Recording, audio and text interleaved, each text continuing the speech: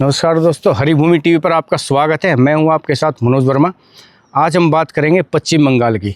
पश्चिम बंगाल चुनाव हो चुका है, 4 मई को रिजल्ट आ चुके हैं। भारतीय जनता पार्टी ने रिकॉर्ड 207 सीट जीती हैं। ममता बनर्जी की पार्टी टीएमसी तृणमूल कांग्रेस ने कुल 80 सीटों पर वहाँ पे विजय हासिल की है। इसी बीच सभी को इंतज़ार था कि पश्चिम बंगाल के सीएम कौन होंगे। पश्चिम बंगाल के सीएम के नाम पर शुवेंदु अधिकारी के नाम पर मोहर लग चुकी है। जो उप मुख्यमंत्री होंगी वो रूपा गांगुली के नाम पर मोहर लगी है। फिलहाल दोनों के नाम की आधिकारिक घोषणा नहीं हुई है। अमित शाह जो देश के गृह मंत्री हैं वो शाम को विधायक दल की मीटिंग लेंगे, बैठक लेंगे पश्चिम बंगाल में। उसके बाद सभी के नामों की आधिकारिक घोषणा की जाएगी। ये तो हो गई मुख्यमंत्री और उप मुख्यमंत्री के नाम की घोषणा। ये ताज़ा अपडेट है, अभी तक मोहर लगी है, फाइनल हो चुका है दिल्ली से कि मुख्यमंत्री और उप मुख्यमंत्री कौन होंगे। अच्छा, इसमें एक और बात है कि पश्चिम बंगाल में 2 उप मुख्यमंत्री होंगे। रूपा गांगुली के नाम पर तो फिलहाल मोहर लग चुकी है, लेकिन एक पुरुष जो है वो भी एक उप मुख्यमंत्री बनाए जाएंगे। वो कौन होंगे इसके नाम की अभी पुष्टि नहीं है। शाम को 5:30 या 6 बजे के आसपास उसकी भी पुष्टि हो जाएगी। अब इसमें यह है कि पश्चिम बंगाल चुनाव के रिजल्ट 4 तारीख को आए थे। यहाँ आपको बताना ज़रूरी होगा कि पश्चिम बंगाल में वैसे तो कुल 294 सीट हैं। 294 सीट पर 2 चरणों में मतदान हुआ था, लेकिन जो रिज़ल्ट आया है ये 293 सीट का है।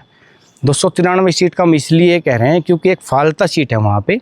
अभी उस पर 21 मई को दोबारा मतदान होना है, क्योंकि मतदान के दौरान जो पिछले मतदान हुआ था तो फालता सीट पर भारतीय जनता पार्टी ने आरोप लगाया था कि जो उनके उम्मीदवार थे वहाँ से, उनके जो ईवीएम जो थी उस ईवीएम में जो भाजपा का निशान था, उनके उम्मीदवार के निशान के सामने कोई सफ़ेद पट्टी लगाई गई थी, इसलिए वहाँ पे चुनाव ठीक नहीं हुआ है। तो इसलिए फालता सीट पर दोबारा चुनाव होगा 21 मई को। 24 मई को उसके नतीजे आएंगे। फिलहाल 293 सीट का रिजल्ट है, 4 मई को आया है। 293 सीट में से जैसे अभी हमने पहले बताया कि 207 सीट भारतीय जनता पार्टी ने जीती है। और ये पूरी प्रक्रिया जो थी चुनाव की, 2 चरणों में चुनाव हुए हैं।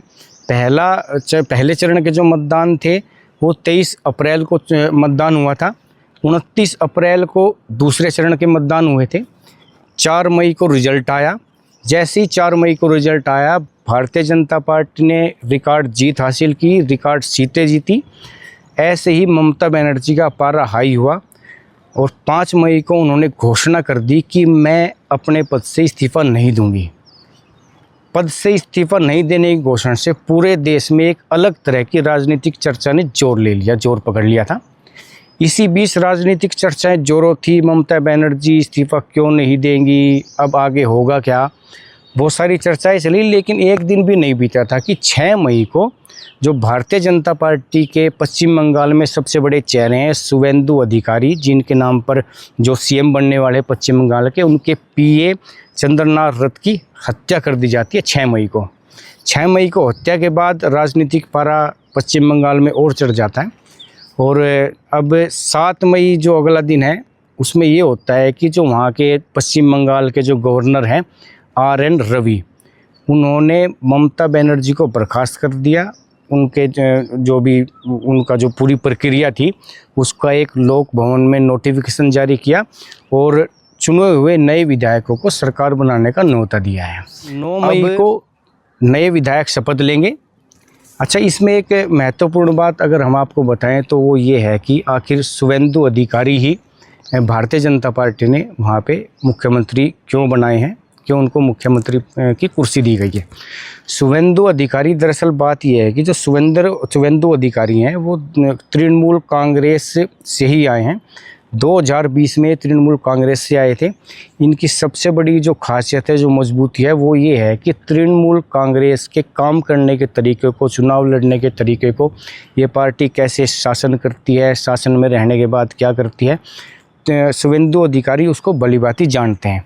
एक बहुत महत्वपूर्ण कारण ये है। अच्छा, 2020 में भाजपा में आने के बाद शुवेंदु अधिकारी ने जिस आक्रामक तरीके से, जिस जज्बे से भारतीय जनता पार्टी का नेतृत्व किया है और लगातार 5 साल तक टीएमसी के खिलाफ भ्रष्टाचार और वहाँ की तुष्टीकरण की नीति के खिलाफ जो मुहिम छेड़ी है, आंदोलन चलाया है, उससे शुवेंदु अधिकारी ने अपना कद केंद्रीय नेतृत्व में ऊंचा किया। अमित शाह और नरेंद्र मोदी की टीम में उनका कद ऊंचा हुआ है। और भी कई सारे कारण हैं। एक कारण उनका ये भी है कि शुवेंदु अधिकारी ऐसे बड़े नेता हैं पश्चिम बंगाल में जिन्होंने टीएमसी की जो मुखिया हैं ममता बनर्जी, इनको 2 बार हराया है। 2021 में हराया था और इस बार भी उनको जो ममता बनर्जी का गढ़ है भवानीपुर, वहाँ से करीब 15,000 से ज़्यादा वोटों से हराया है। शुवेंदु अधिकारी इस चुनाव में 2 सीटों पर लड़े थे, नंदीग्राम और भवानीपुर, दोनों सीटों पर जीत हासिल की है। यही 3-4 मुख्य कारण हैं जो शुवेंदु अधिकारी को केंद्रीय नेतृत्व की पसंद बनाते हैं। इसलिए सीएम पद की कुर्सी शुवेंदु अधिकारी को दी जा रही है।